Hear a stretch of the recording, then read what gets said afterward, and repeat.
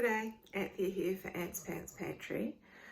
Today I'm going to take that recipe that I did last time into the next step. So I'm making the ricotta dumplings in Napoli sauce.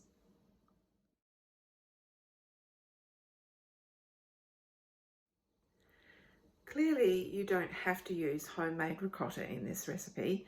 My supermarket, for example, often has ricotta out on special. I think it was about $4 for 250 grams the last time I looked. So you can make your own. You can use up some ricotta that you had for another recipe or whatever.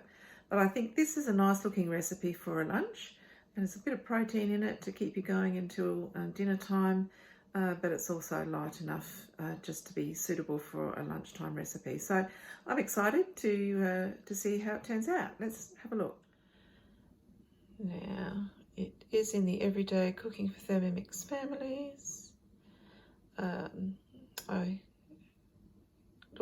did the ricotta fairly recently, so it's in recently cooked, and that was that first step. Now for the dumplings we need bread, which is either stale or frozen, and cut into pieces. That makes it a lot easier to chop up into crumbs.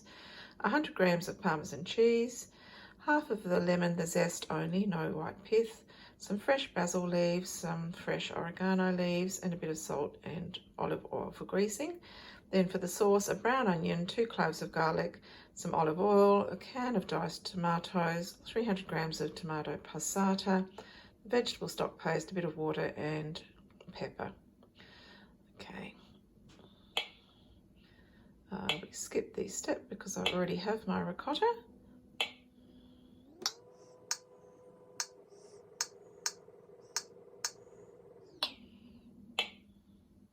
Okay, now we're ready for making them into dumplings. 100 grams of bread cut into pieces. That's actually 3 slices of the bread that I use. It's almost 100 grams, that'll be fine. 100 grams of Parmesan cheese. I've thrown that into the top. 100 grams. Half a lemon, the zest only. I probably could have used a grater, but I decided to peel that with a vegetable peeler. And some fresh basil and oregano. Okay, that's both of those in there. And some salt. And we mix it up. Ooh, teaspoon of salt. And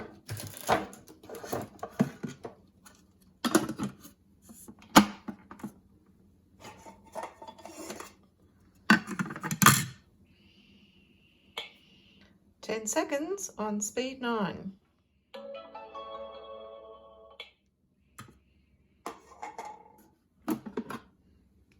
Wow. Brilliant. Add the reserved ricotta. So the recipe assumes that you'll make around about 250 grams. So that's kind of the right quantity. And then we mix it all together.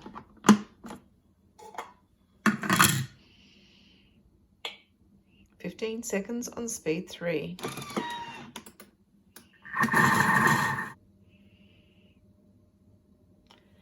Next step is to grease the varoma tray with oil. I've actually done that.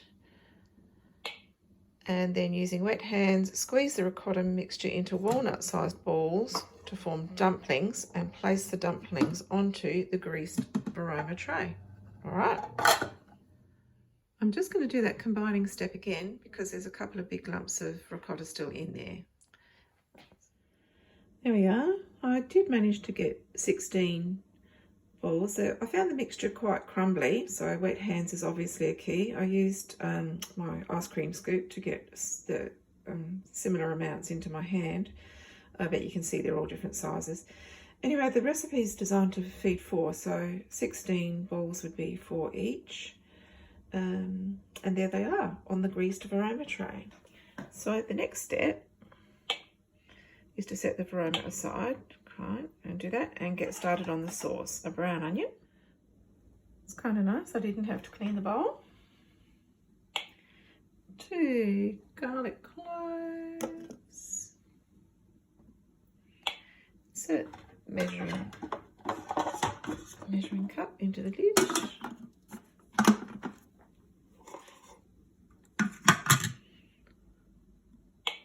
And 3 seconds on speed 7 to chop it all up.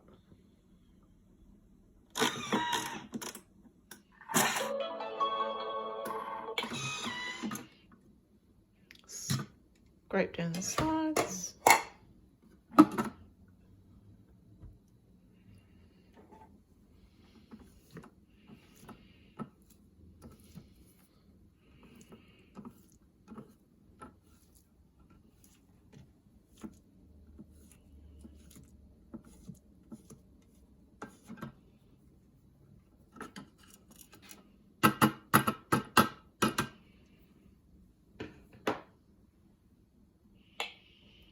Grams of olive oil,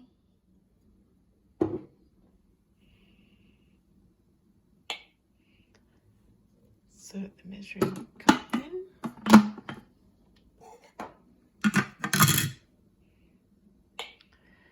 and saute that for 3.5 minutes on 120 degrees, speed 1.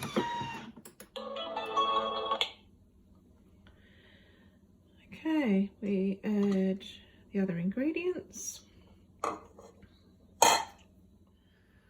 400-gram can of diced tomatoes.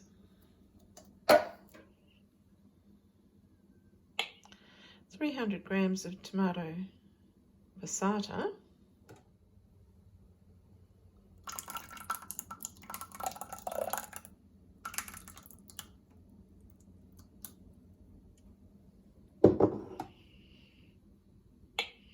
Tablespoon of the vegetable stock paste.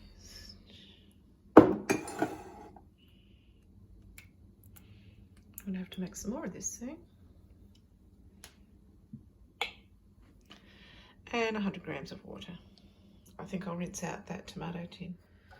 I'll have to rinse the tin out for recycling anyway, so I might as well put that flavour into my sauce. I need a little bit more.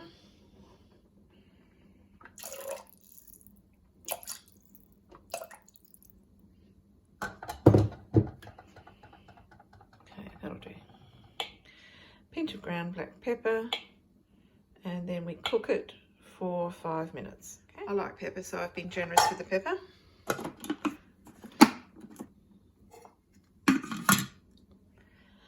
Five minutes at aroma temperature, speed 2. That's done.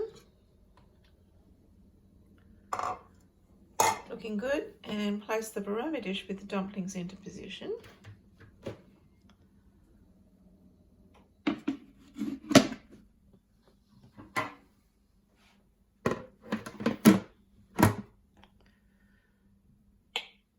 And cook it for 10 minutes at aroma temperature, speed 2.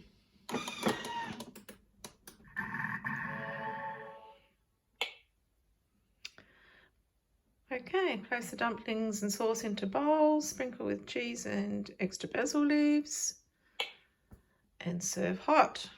Okay. Oh yeah. All right, let me put it in a bowl. There we are. Looks appetizing. Smells wonderful. I think one of the reasons I'm attracted to this recipe is that it's in 3 distinct sections, and each of those stands on its own. So like you could make the sauce for other pasta or as a pizza topping or something. But together, it's like they do work with each other so well, Mediterranean diet and all, and you don't have to clean the bowl, which makes it quick and easy. So the dumplings are made up of cheese basically, and bread and some herbs. So there's nothing in them that has to be cooked. The steaming process just makes them hot and helps them combine. Let me taste it. It was a bit interesting getting it onto the onto the fork because the Parmesan cheese becomes stringy when it's hot. It's great. It's very easy to eat. It's really nice. So have fun with that one. That's ricotta dumplings in Napoli sauce, and thanks for watching.